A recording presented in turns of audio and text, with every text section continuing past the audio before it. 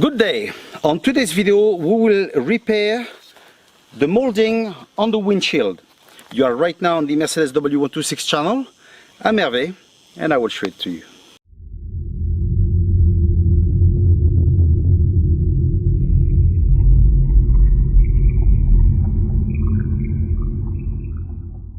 I'm showing it to you a bit closer. As you can see, it's rusted, and at the center we've got the rivets. Okay, so what I will do now, I will remove the other parts because obviously I don't want to have the same problem, and we'll start fixing it.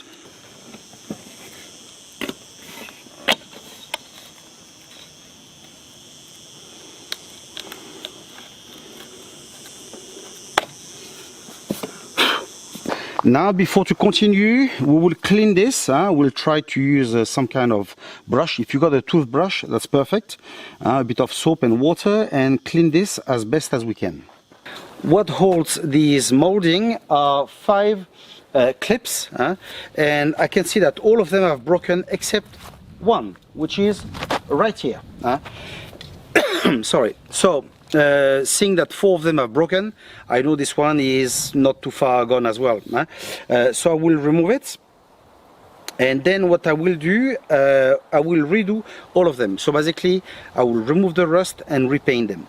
Obviously I will give you the part number, but what you have to know is that that part is not being made anymore by Mercedes. So that's why we've got absolutely no choice than to fix it. Okay. Sadly for me, this problem started with the middle, and the middle clip is lost. So basically I need to buy another one. Now I've got a bit of a problem. So I managed to find one on eBay, but goodness, over 40 euro the clip, when this new at Mercedes was about 60 cents. So it's a bit of taking the piss, but people abuse because they know it's not available anymore, and that's it, you know. So anyway, what we'll do now, we'll remove this and we'll prepare the paint to make them like new. How will I remove this clip? Well, look, where the rivet is, I'm gonna use wood scissors. Okay, I'm gonna place it between the clip and the rivet, and very gently I will knock it down with a hammer. This should remove that top part, and we should be able to recover it without any problem.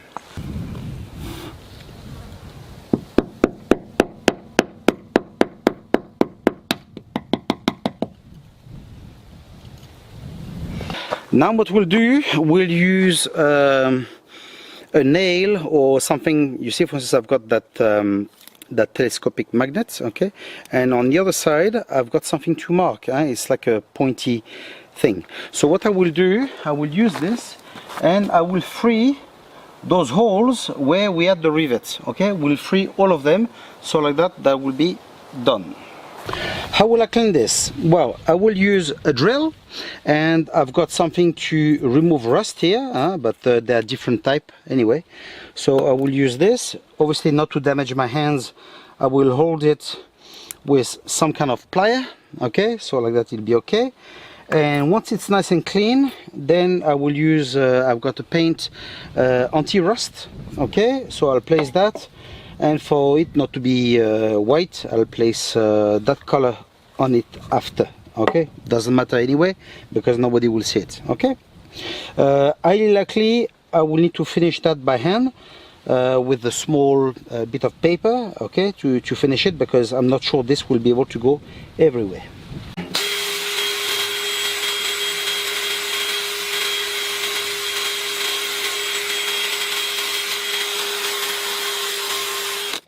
I'm quite happy with the result, so I will now paint it, obviously on both sides, and I will give several coats, okay, because I want this to last a very, very long time.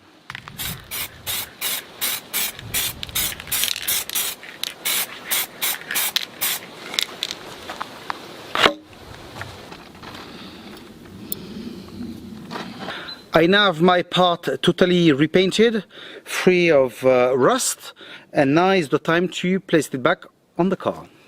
We place now the correct size rivet on our part, and we'll go for the very complicated thing to place it back on the car. Why I'm saying it's a difficult job, because obviously the part goes quite inside, and with this tool and the windshield is not a very good mix, so I'll have to go very carefully. I must say that I'm not very confident with this, because obviously the last thing I want is to break this. So what I will do, I will place something to protect the windshield, and I will go very slowly and try to put it in place. Look, we've got a bit of a problem. I've placed my part inside, and very carefully I placed the rivet inside. I've knocked it very gently, but the problem we have is that my tool obviously cannot fit this because of the windscreen. So we've got a big problem. I think what I will do, or I will try, is to bend this at an angle, you see, and I will try to fit that part and see how it goes, okay? Because clearly at the factory this has been placed before the windscreen, so we'll see how it goes. I've looked in any way possible in order to fix this, and there's no way I can place a rivet inside. So what I thought about is buy some rivets, but in plastic, like I've got here. I'm not sure if you can see them properly. Anyway, I will do a close-up of that. So but see, it's plastic. It's just like we've got usually in the glove box to hold things. It's something in plastic. We push in something and it opens at the bottom, and that's it. So basically we buy the size that we need, we place it in, we push it in, and that's it. So obviously you won't have the force of a proper rivet, but it's better than nothing.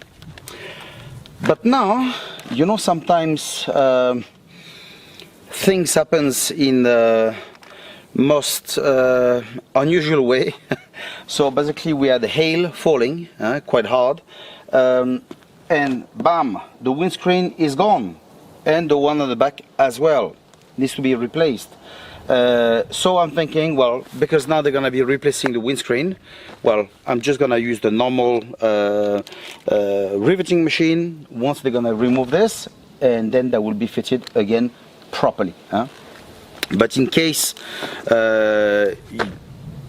yours cannot be removed, I think this will be the way to go. I'm not too sure if you'll be able to see it, but yes, cracked here, and it goes quite a long way. I think the rear one can be seen a bit better. At the back it actually felt here, we can see, and obviously the windscreen has suffered quite a bit. But this one, I must say, this, I mean, this, that I'm very lucky for this, because this had to be changed. So I'm quite happy with that. What I may do is remove this, just to see the state how it is below.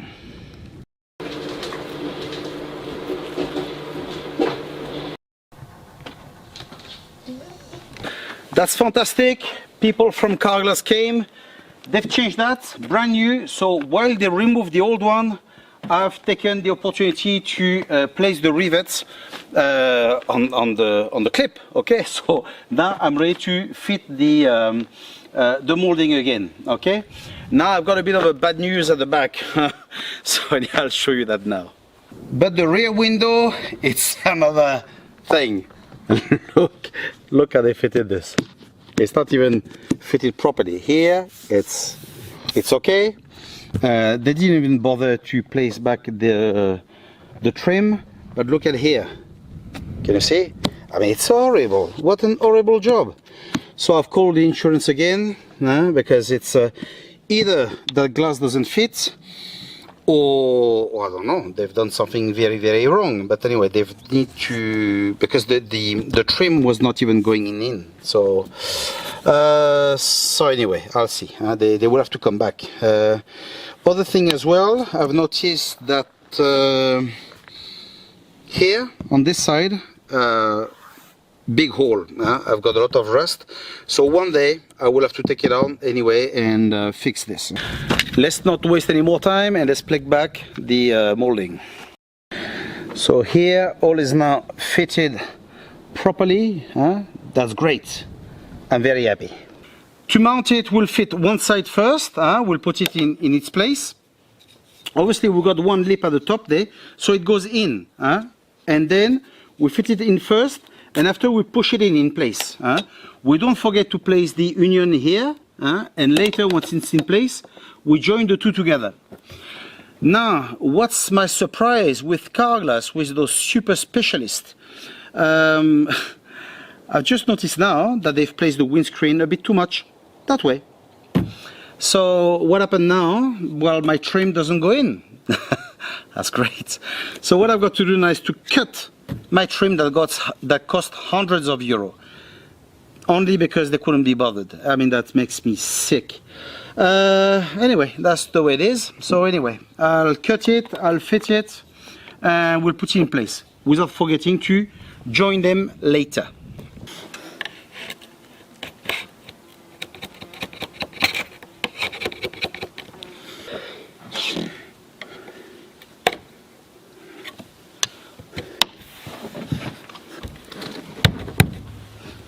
Great, that's finally fitted. But if I can give you a bit of advice, if you need to call someone, don't call car glass. Because the classic cars, they don't know. Okay? So anyway, I hope that video has been of help to you. Subscribe to the channel if it's not done so, and we'll see each other to the next one soon. Take care.